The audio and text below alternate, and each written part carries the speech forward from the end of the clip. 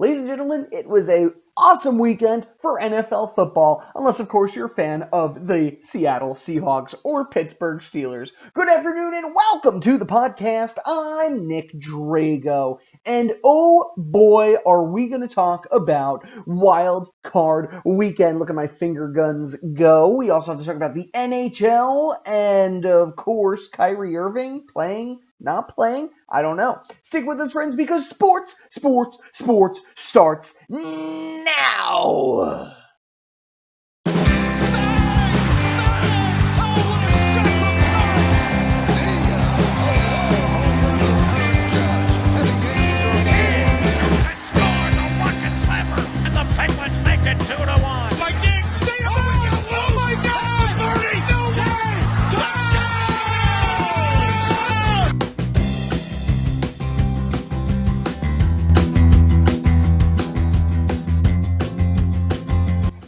Welcome to the Sports Podcast with me, your host, Nick Drago. Now, I know my surroundings, for those watching the YouTube channel, are a little weird today, and maybe my voice sounds a little weird and the light's not right. Due to some light construction within my house, I've moved this roadshow to, wait for it, my dining room. Exciting stuff. You can even see Christmas tree in the background and a little halo over my head. Ooh. Very nice, right? Right? Okay, friends. For those of you that are new to the program, I promise you it usually looks and sounds much better than this.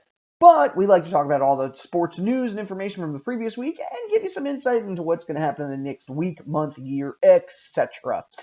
Whew. Did you guys have a good weekend? I had a fun weekend. Mostly just, again, construction project, fun things. I have access to my attic now. So look out, world, because that's a thing.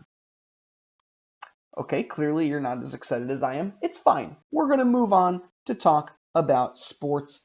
And boy, how doozy. There's a lot to talk about. All right, so obviously this is the start of the NFL playoffs. Was today. And let's look at some of these games here. First off, Bills and Colts. Bills get their first win in 25 years, winning 27-24 over the Indianapolis Colts. It was a close game. Buffalo really held it, though, throughout most. 324 yards and 2 TDs by Josh Allen. Oh, I'm sorry. He also rushed one of those touchdowns. So, bam. Stephon Diggs, by the way, 128 yards, and he had one of those touchdowns as well. Now, if you're a Seattle fan, you did not enjoy the Rams-Seahawks game. Rams got the better of Seattle. Jared Goff ended up playing after a nasty injury by Wolford early in the game. Jared Goff, 155 yards himself and a TD. Oh my goodness, though,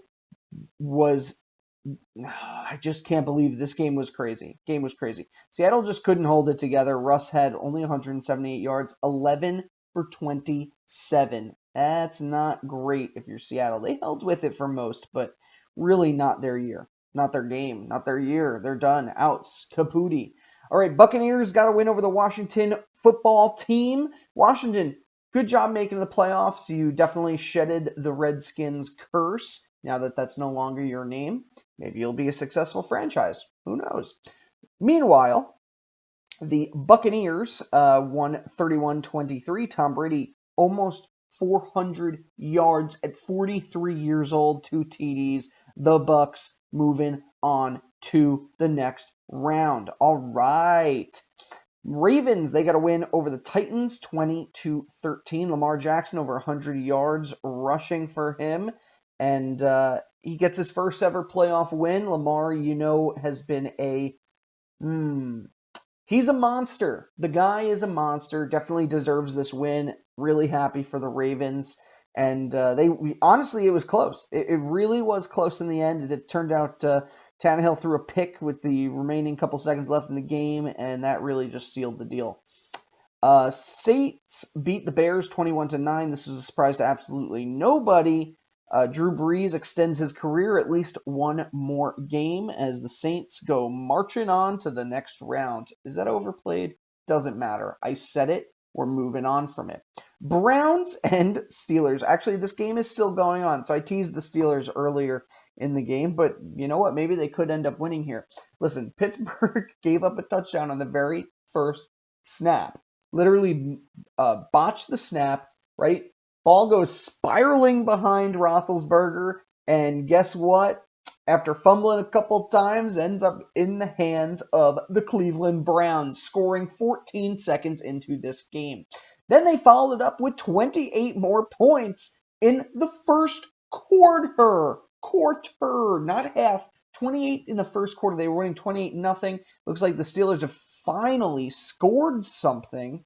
By the way, I should mention this far in the game, Baker Mayfield only has 69 yards, and he's only attempted 9 tosses. Kareem Hunt, meanwhile, has 2 of those touchdowns to his name at the moment. So the Browns could upset Pittsburgh. Let's see what happens. We're going to keep our tabs on this game, our eyes, our tabs, and our mouths on this game as we continue forward. Now, for those of you watching the Saints-Bears game, you could have watched it on CBS, or if you wanted the kid-friendly version, the kid-friendly version aired on Nickelodeon. Yes, they aired football on Nickelodeon. I guess they didn't have any new episodes of SpongeBob to show instead. But the best part of this game was, oh God, I'm going to mess up this name. Cordarrelle Patterson drops an F-bomb in the closing seconds of the first half. Oh, it's hilarious. Here we go, like kid-friendly football, and then you hear a what the f***. Love it. I love it. Yeah, CBS may have to think twice about miking up its players during these games. We mentioned Lamar Jackson, 100 yards rushing for him. And moving on to some teams who aren't playing this weekend. The Houston Texans are still searching for no longer searching for a GM as they hired Nick Caserio. However, they paid a lot of money to a recruiting firm, and they were told that they should hire Pittsburgh Steelers Vice President of Football and Business Administration, Omar Khan, one of just 2 minorities that were on the GM market this year. And I gotta say, this was probably not a smart move. As soon as Deshaun Watson found out, quarterback for the Texans, he was pretty gosh darn upset, and I don't blame him for it. Especially because Nick Caserio wasn't even on their list of candidates, and yet this is who they ended up hiring. So there have been chats about Deshaun Watson maybe being traded. He may want out of Houston after a miserable move like this. There has been some there just hasn't been a very happy relationship right now between Watson and the Texans, and there's a big shakeup going on. Typically, a GM moves in, he wants his own guy at quarterback. Deshaun could be on the outs. It's hard to say. It's hard to say. Although it's kind of funny, all this crazy stuff in Cleveland. You have, the whole James Harden situation. I'm sorry, Cleveland. I meant Houston. James Harden. You got this whole situation now with Deshaun Watson. You have the Astros and their scandals over the last few years.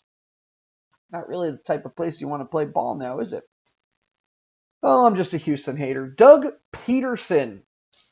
Is he leaving Philadelphia? Could he be traded from Philadelphia? Listen, it's no surprise that the Philly media, the fans, even the players are not happy with Doug Peterson. This could be a slap on the wrist. They may give him 1 more year, like shape up or ship out, especially on a season where the Eagles had a decent enough looking team and only had to win 7 games to get into the playoffs. I mean, they were 4 they had 4 wins and a tie, right? Had they won 2 other games, they probably would have been in the playoffs. That's it, just the 2. Just those little 2. They could have been in.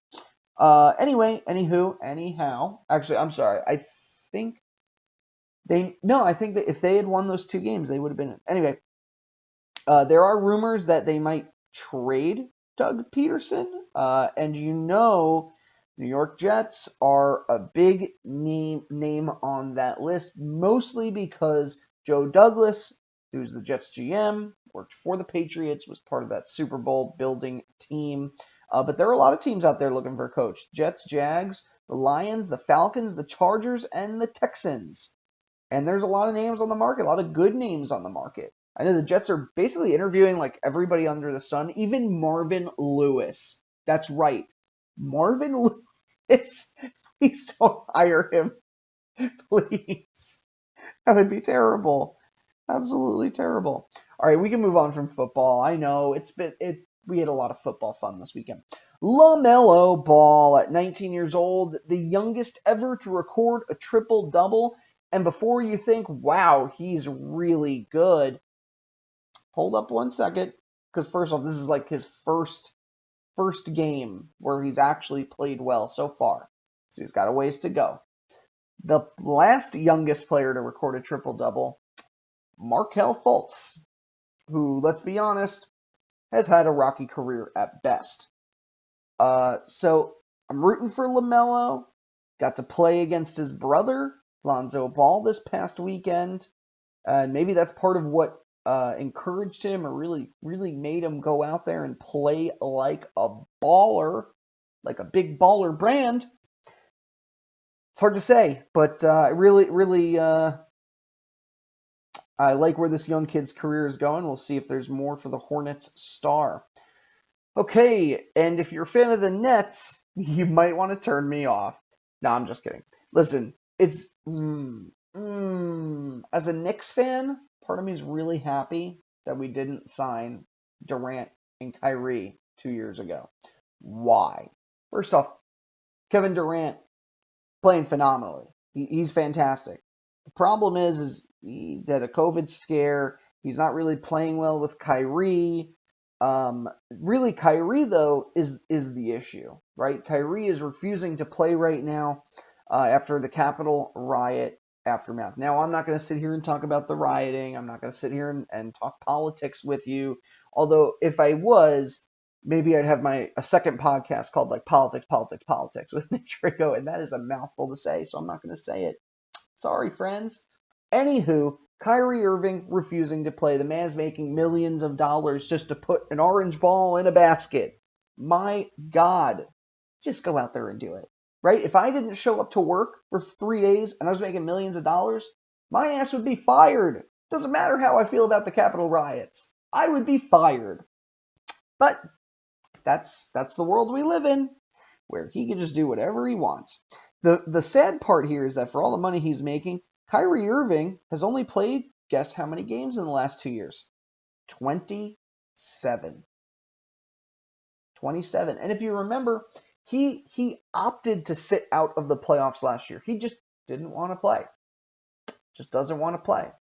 I think part of the issue is Kyrie Irving thinks he's LeBron James in that he makes a decision to not play and thinks that every other player is going to follow his lead or other players will follow his lead. And when nobody does, he then looks like an idiot, right? Because the same thing happened last year. I'm not going to play because of everything that's happening in the world. Like I said, if I was making millions of dollars and just said, nah, I don't want to come to work, guess what would happen?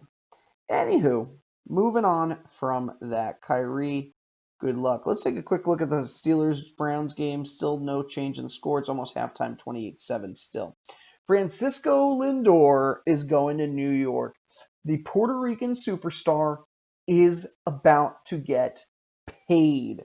Let me tell you this. He is probably he could be the biggest sports star in the Big Apple right now. Bigger than anyone on the Yankees, bigger than anyone on any sports team right now in New York. It's Francisco Lindor, and he's on the Mets. That's right. Well, listen, I think the Mets are about to. It's definitely a power move. They needed to do something, and they did it. Does he make them a World Series contender? No. One player does not make you a contender. The Mets were awful last year. They need more than just Francisco Lindor. It's great that they got him. He's going to get a ton of sponsorships. He's going to be as big as Carlos Beltran and David Wright and all those Mets stars and Mike Piazza. Or he could fizzle out. You never really know with these things, huh? A lot of stars have come to the Mets and didn't succeed. A lot of stars come to New York City and don't succeed. I am hoping for the best for Francisco Lindor. I think he's going to be phenomenal. And a Puerto Rican star in New York City, you know this guy's fan base is going to be insane. I'm rooting for him. Am I rooting for the Mets? No, but I'm rooting for Francisco Lindor because he's a good guy. The Padres are on the cusp of giving Fernando Tatis a massive payday, $300 million 10-year extension. Gosh, the kid is what, 22 years old? He was 301 with 39 home runs, 98 RBIs, 27 stolen bases, and he's only played 143 games in his first 2 major league seasons. Finished 4th in the National League MVP voting last year. At 22 years old, this is only his 2nd contract. I have never heard of a player this young getting a contract this big. And his extension, I don't even think he was asking for more money. Maybe he was. I don't know. The Padres are obsessed right now. Obsessed with beating the Dodgers. Can they do it? Man, I love some of the moves they've made. I do. Do I think they're better than the Dodgers yet? I don't know. The problem is, with these 10-year contracts, is usually that player maybe has 3, 4, 5 good years and then the rest of them. And the reason being is that they're signing these 10-year contracts at 28, 29, 30 in their prime. This kid's not even in his prime yet, and he's signing this contract. Let's say it's a 10-year contract. He'll be 32. He'll be out of his prime. Personally, if I was Fernando Tatis, I would sign that deal for, he's 22, 6 years, a 6-year deal. That way you come off of it at 28 years old. And then that's when the real dollars come in. If they're going to pay you that much at 22, just wait till they're going to pay you at 28. You may have just screwed yourself over, buddy, because in 5 years, you could be making $500 million. Who knows? Or he looked at it and said, well, I had this really amazing season. They're willing to pay me this much right now. Why throw it out in hopes that I get better? He could just suck for the next 10 years, and they'll be holding on to the purse strings. Oh, this is what I love about baseball. It's all money, money, money, money, money. All right, NHL. Coming back this week. If you're an avid hockey fan like me, then you're crazy for hockey and what is about to happen around the corner. What I'm not crazy about are the division names. I was happy with North, South, North, Central, East, and West Division. However, these divisions are now named after, I don't know if they're sponsored or if they're going to be named after these things, but they each have a sponsor now. And I'm hoping they just keep it like West Division, sponsored by Honda, right? I don't know. I just hope they don't call it the Honda Division. That's all. Who are the sponsors? The West Division is sponsored by Honda, right? North Division is sponsored by Scotiabank. You have the Central, which is sponsored by Discover, and the East Division, which is sponsored by Mass Mutual. It's just an interesting twist on this year, and these realignments and everything. It's nuts. While we're on the subject of the divisions and the alignments, there was a report today that the NHL is not interested in keeping the Canada alignment together, and they shouldn't be. Kind of gives an unfair advantage to the Canadian teams, right? You're guaranteed that 3 of them get in every postseason. Plus, if you're Montreal and you have to play Vancouver how many times a year, that's a lot of travel. Now, I like that they're doing a Canada division. I think it's fun for this year, but not something you should keep around. All right, couple of rule changes, though, did go into this year. So they changed the offsides rule just a little bit. So starting the season, a player's skate will not have to be in contact with the blue line to be considered onside. That basically the whole idea here is that it helps reduce coaching challenges. And so that those types of things have been slowing down the game the last few years. Personally, not a fan of offsides anyway, but that's my own thing. This year they have a taxi roster, so each team gets a 23-player roster, but they're told to keep anywhere from 4 to 6 players on their taxi squad, additional players in case something happens, COVID, right? They can throw somebody in very quickly. That taxi squad includes an extra goalie. Each team is required to bring 3 goalies with them. The last few years, if you remember, especially last year, the Zamboni driver who ended up playing in the NHL for the Hurricanes, he was had an amazing game.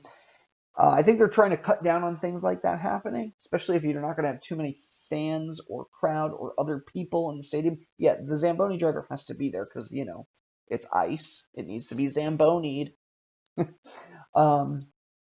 So yeah, each team is going to have a third goaltender. And then contracts, this is more for the players, but their contracts will not be prorated for the season. So they're getting their full salary, baby, and I'm pretty sure they're happy about that. Matt Bartzel is definitely happy about that because he just signed a new 3-year contract, $7 million.